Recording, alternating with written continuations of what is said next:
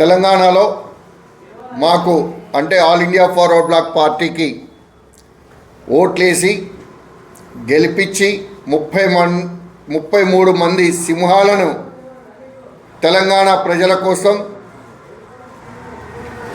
వారికి కావాల్సిన అవసరాలు తీర్చడం కోసం ప్రతిపక్షంగా అదేవిధంగా ఒక మున్సిపాలిటీతో సహా ఒప్పజెప్పిన తెలంగాణ మున్సిపాలిటీల ప్రజలందరికీ కూడా నమస్కారాలు, అభినందనలు తెలుపుకుంటూ ఎలక్షన్స్ అనేది వస్తుంటాయి పోతుంటాయి, కానీ మనం ఎన్నుకునే దాంట్లో ఎవరిని ఎన్నుకుంటే ఎవరు మన కోసం ప్రజల కోసం పనిచేస్తారు అని చెప్పేసి ఆలోచించాల్సిన సమయం.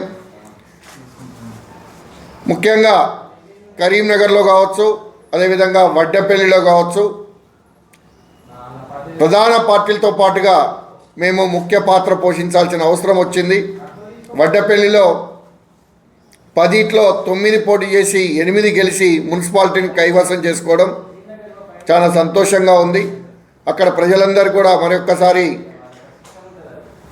మమ్మల్ని గెలిపించినందుకు అభినందనలు తెలుపుకుంటూ త్వరలోనే రాబో జెడ్పీటీసీ ఎంపీటీసీ ఎలక్షన్స్ ఏదైతే తొందరపాటు నిర్ణయాలతో కాంగ్రెస్ ప్రభుత్వం ఏదైతే తీసుకుంటుందో ఇవాళ విద్యార్థుల గురించి కూడా ఆలోచించమని చెప్పేసి All India forward black party demand చేస్తుంది.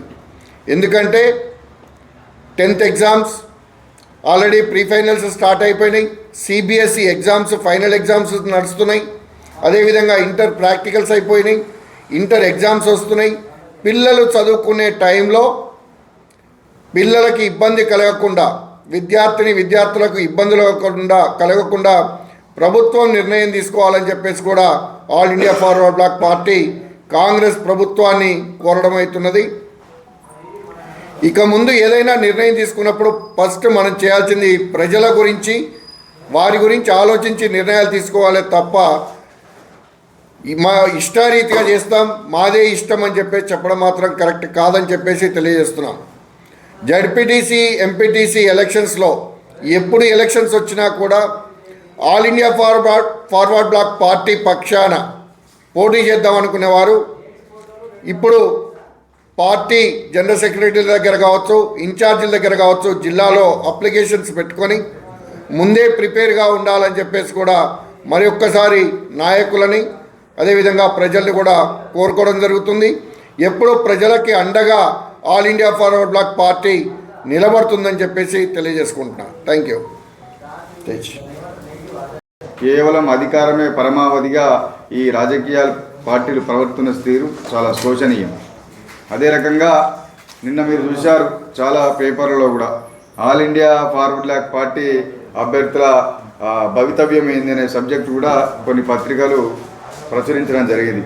వాస్తవంగా వాళ్ళకు వారి సబ్జెక్ట్ ఉందా లేదా అనేది వాళ్ళ విజ్ఞతగా వదిలిపెట్టాల్సిన అవసరం లేదు. ఎందుకంటే ఈ రాష్ట్రంలో